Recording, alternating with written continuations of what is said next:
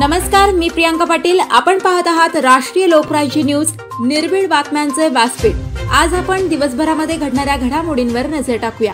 अहिल्यादेवी होळकर यांच्या विचाराने महिलांनी वाटचाल करावी, माननीय आमदार रामहरी रूपनवर। अहिल्यादेवी होळकर यांच्या विचारांचा जागर होणे आवश्यक आहे। बहुजन समाजाने त्यांच्या विचारानुसार वाटचाल करणं आवश्यक आहे, असे प्रतिपादन माननीय आमदार रामहरी रूपनवर यांनी केले।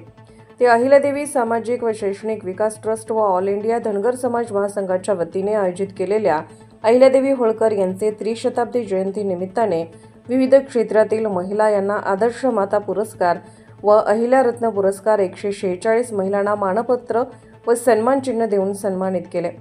महाराष्ट्रातील सर्वात मोठा पुरस्कार वितरण सोहळा पार पडला, त्यावेळी ते बोलत होते। रूपनवर साहेब म्हणाले की अहिल्यादेवी या मानवतेच्या समतेच्या पुरस्कर्त्या होत्या। त्यांचा इतिहास जाती धर्मापुरता नव्हता। छत्रपती शिवरायांच्या नंतर तेवढ्याच मुलाचं राज्य करणारे एकमेव अद्वितीय स्त्री म्हणून अहिल्यादेवी होळकर होत्या। अहिल्यादेवी होळकर यांनी देशात 5000 मंदिरे बंद, हजारो मंदिराचा जन्मोत्तर केला।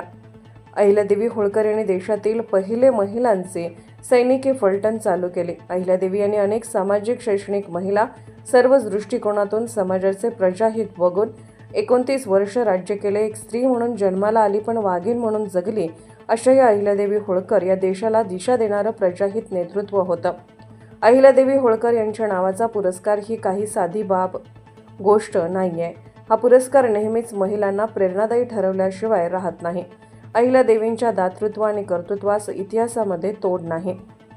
या प्रसंगी संपूर्ण महाराष्ट्रातील 146 महिलांनी पुरस्कार घेण्यासाठी उपस्थिती दाखवली। अहिल्यादेवी सामाजिक व शैक्षणिक विकास ट्रस्टने सामाजिक बांधिलकी जपून महिलांना खूप मोठ्या उंचीवर नेऊन ठेवण्याचं काम केलं। यावेळी माननीय श्री बाळासाहेब कर्णवर पाटील, चेअरमन सद्गुरू श्री साखर कारखाना बळवंतराव पाटील, राष्ट्रीय कार्यकारी अध्यक्ष शिक्षक संघ प्रवीण काकडे, अध्यक्ष अहिल्यादेवी ट्रस्ट बाळासाहेब खरात, उद्योगपती उत्तमराव गलांडे, आजीव सदस्य स्वामी विवेकानंद शिक्षण संस्था यांची भाषणे झाली।